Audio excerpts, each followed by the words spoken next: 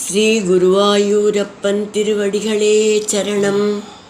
இன்னைக்கு இந்த தசகத்தோட 3வது ஸ்லோகத்தை பார்க்கலாம். முதல்ல வார்த்தைகளை பிரித்து சொல்லலாம், பிறகு ஒவ்வொரு வரியும் சேர்த்து சொல்லலாம்.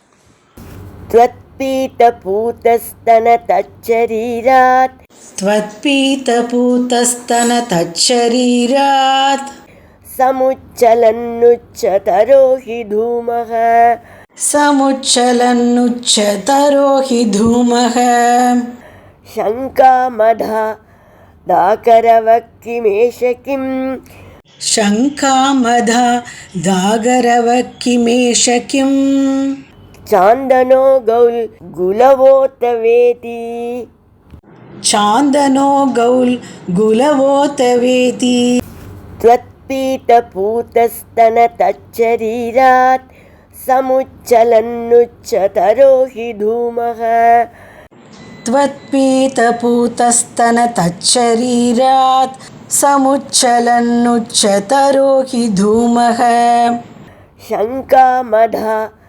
दाकरवक्किमेष किम् चान्दनो गौल् गुलवोतवेति शङ्कामदा दागरवक्किमेष किं चान्तनो गौल् गुलवोतवेति.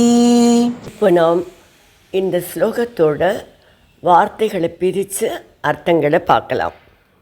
त्वत्पीत உன்னால் பருகப்பட்டு, பூதஸ்தன புனிதமடைந்த மார்பகங்களை கொண்ட, தத் சரீராத்து அப்பூதனையின் உடலிலிருந்து, சமுச்சலன் பொங்கி எழுந்து, உச்சதரக தூமகி மிக உயரத்தில் பரவிய புகைப்படலமானது, ஏஷ ஆகரவக கிம் இது அகில் புகையா, கிம் சாந்தனக அல்லது சந்தன மரத்தின் புகையா, அத்தவா கௌல் குலவக அன்றேல் குங்கிலிய புகைதானோ, இதி சங்காம் அதாத் என்ற ஐயத்தை ஏற்படுத்தியது.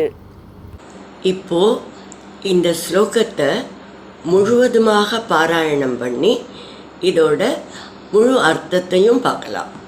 त्वत्पीतपूतस्तनतच्छरीरात् समुच्चलन्नुच्चतरो हि धूमः शङ्कामधा दाकरवक्किमेष किम् चान्दनो गौल् गुलवोतवेति.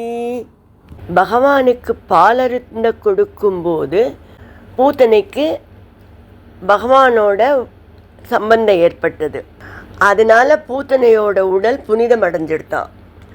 அவளோட உடலை எரித்த போது அதிலிருந்து எழுந்த புகையோட வாசனை எல்லாருக்கும் ஆச்சரியத்தை கொடுத்துதான்.